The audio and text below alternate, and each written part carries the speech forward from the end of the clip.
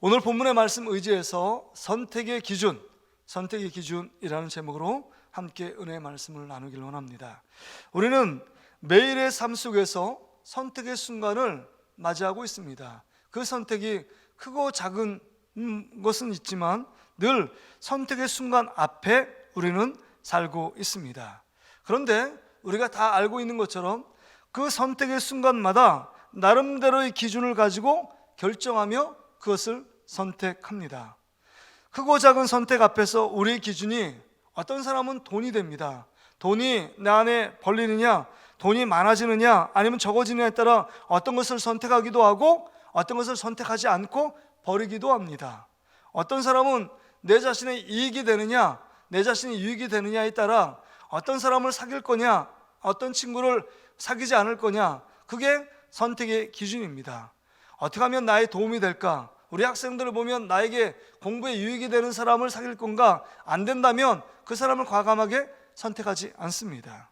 어떤 사람은 건강이 선택의 기준입니다. 어떤 음식을 먹고 어떤 것을 하느냐, 그것이 건강에 도움이 되느냐 안 되느냐에 따라 어떤 것을 선택하기도 하고 선택하지 않기도 합니다.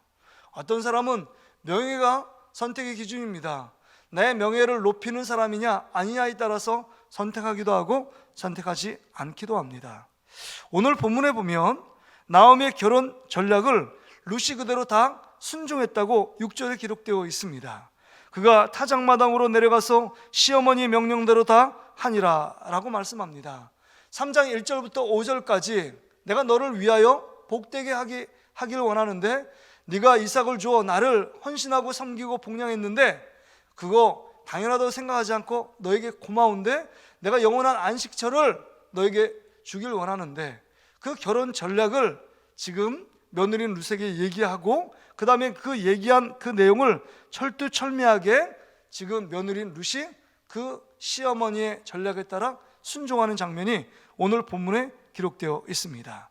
그 결혼 그 전략에 실행하여 순종하고 그 보아스도 지금 그 조건부로 그 결혼 청혼에 대해서 룻의 청혼에 대해서 허락하는 내용이 오늘 본문에 있습니다.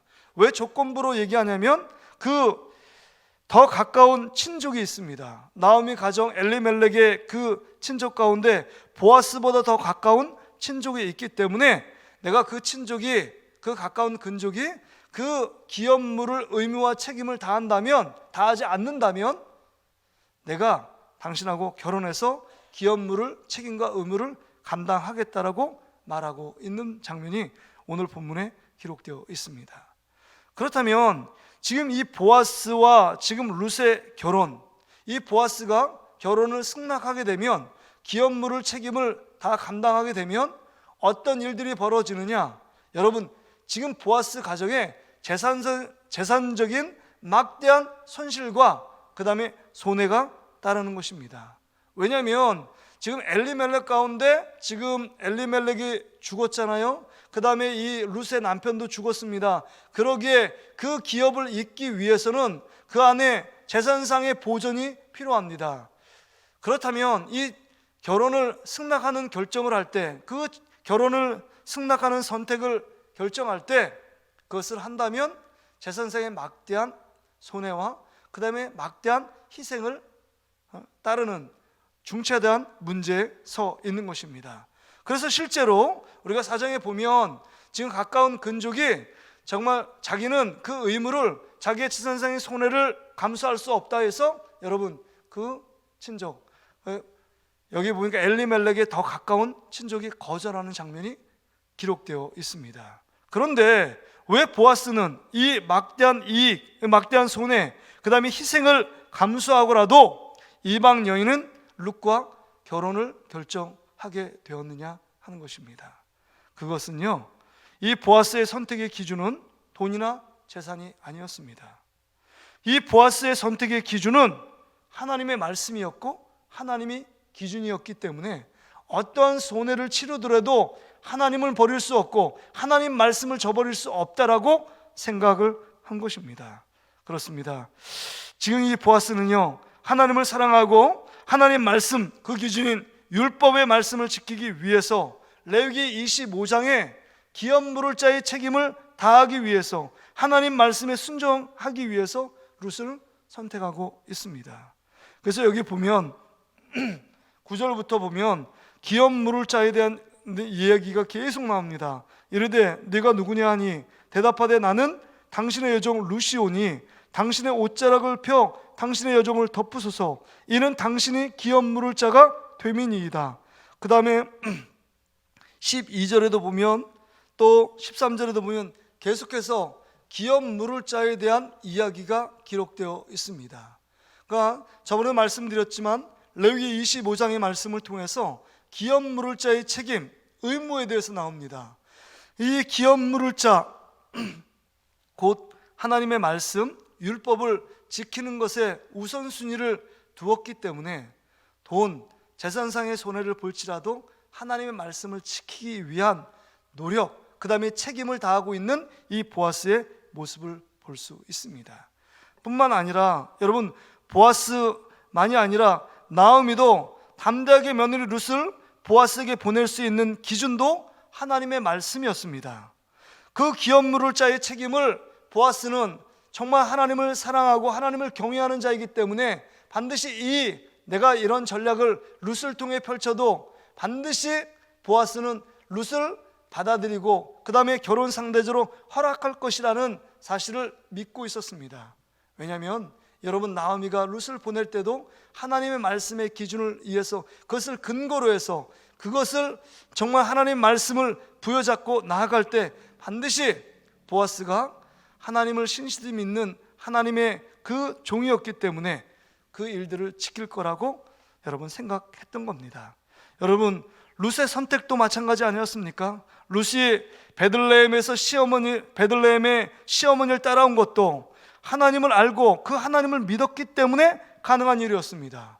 시어머니를 같이 따라오면 앞으로 많은 희생이 필요하고 헌신이 필요하고 고통, 괴로움이 있을 것을 알고 있었습니다. 그러나 룻은 시어머니의 하나님이 나의 하나님이 될 것이라고 고백하고 그 선택의 기준이 하나님께 있었기 때문에 모든 고생, 앞으로 펼쳐질 어려움, 고통의 문제, 끼니를 해결하고 그 다음에 정말 여자로서 정말 시어머니와 내가 정말 이 험난한 세상을 살아갈 때 많은 어려움이 따를 것을 예상했지만 그 어려움보다도 그 힘듦과 고통보다도 하나님을 선택하고 하나님을 선택하고 베들레헴에 물설고 나설은 땅에 올 수 있었던 것입니다. 그러니까 이 룻기의 세 명의 주인공인 보아스, 나오미, 룻은 여러분 어떤 희생과 손해를 보더라도 하나님의 말씀, 곧 하나님을 선택하며 그 선택의 기준이 하나님이었다는 사실을 여러분 보여주고 있는 것입니다. 그렇다면 오늘 이 말씀을 듣고 있는 저와 여러분은 선택의 기준이 무엇이냐 하는 겁니다. 어떤 것이 선택의 기준을 삼고 선택하고 있느냐 하는 것입니다. 세상의 유익을 보기 위하여 하나님을 제껴놓고 있는 우리의 모습은 아닌가 하는 겁니다. 돈의 문제 앞에 단돈 10만 원, 20만 원을 더 벌기 위하여 주일도 제끼는 우리의 모습들이 아닌가. 또 정말 월급을 더 올려준다면 주일 일하는 직장을 선택하는 것, 정말 주저없이 그 직장을 선택하는 우리의 모습들이 있지 않은가. 우리 자신을 돌아볼 수 있어야 합니다. 세상에서 정말 어떠한 손해를 보더라도 나는 하나님을 선택하고 하나님 말씀을 붙잡며 나가겠습니다. 믿음을 선택하겠습니다. 신앙을 선택하겠습니다. 이런 결정이 우리 가운데도 필요하다는 사실입니다. 이것은 여러분, 하나님이 우리를 사랑하시고 지금까지 베푸신 놀라운 은혜를 생각한다면 우리는 하나님을 저버릴 수 없고 하나님 말씀에 불순종의 길을 갈 수 없습니다.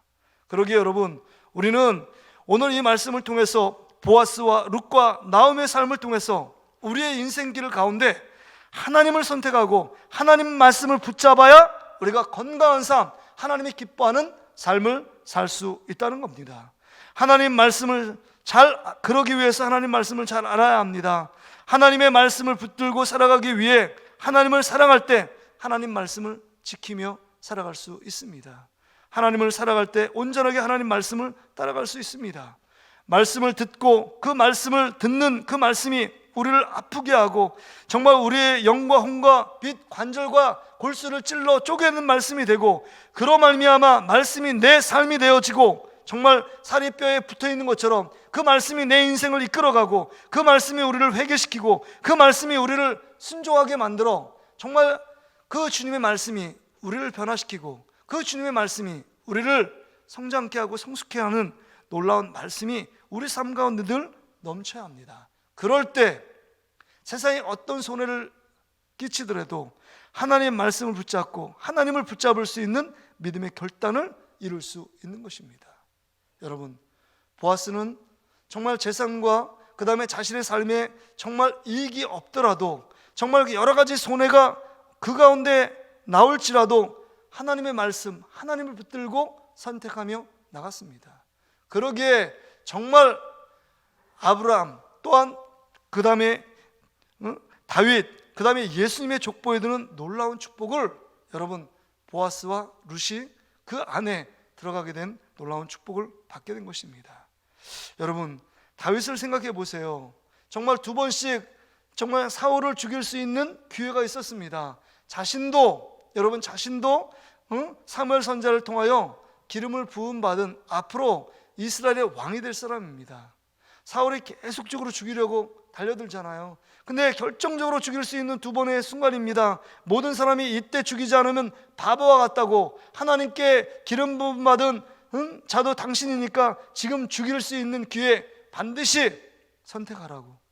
그런데 선택하지 않습니다. 왜 그렇죠?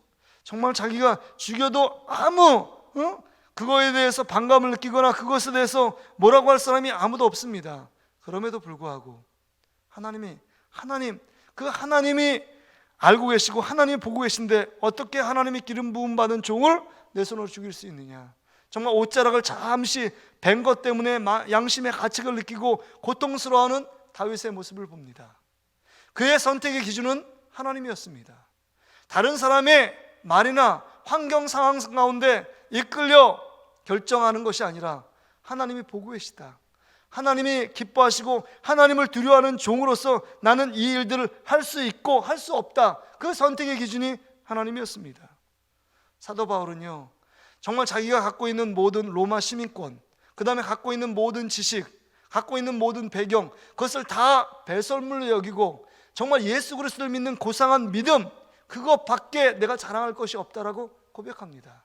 그의 모든 삶의 선택의 기준은 하나님이었습니다. 그러기에 그 인생을 하나님께서 책임져 주셨고 하나님께 위대하게 쓰임받는 사도로서의 사명을 감당하게 된 것입니다. 여러분, 오늘 우리가 선택의 결정들이 수많이 우리 가운데 찾아올 것입니다. 인간의 어떤 욕심, 어떤 선택의 세상적인 선택의 기준이 아니라 하나님이 우리 가운데 될 때 우리 삶 가운데 하나님 펼쳐가실 놀라운 은혜가 우리의 선택 앞에 여러분 그 결정을 따라 펼쳐지게 될 겁니다. 여러분, 바라기는 오늘 이 말씀을 듣는 여러분들이 크고 작은 선택 앞에서 하나님의 말씀을 부여잡고 하나님을 부여잡고 선택하며 결정할 때 하나님께서 그 선택과 결정을 하나님께서 붙들어 주셔서 여러분이 모르는 놀라운 은혜의 풍성함을 누리게 하고 하나님의 놀라운 역사를 이루게 하는 이 시대의 믿음의 주인공으로서, 기적의 주인공으로서, 축복의 주인공으로 여러분과 저를 세워 가실 줄 믿습니다. 오늘 이 말씀을 마음에 새기고 오늘도 정말 선택의 순간 앞에 하나님이 기준이 되고 하나님 말씀이 기준이 됨으로 말미암아 세상 것 가운데 정말 우물쭈물대고 주저하는 것이 아니라 하나님을 선택하는 놀라운 축복의 한 날 되시기를 주의 이름으로 축복합니다.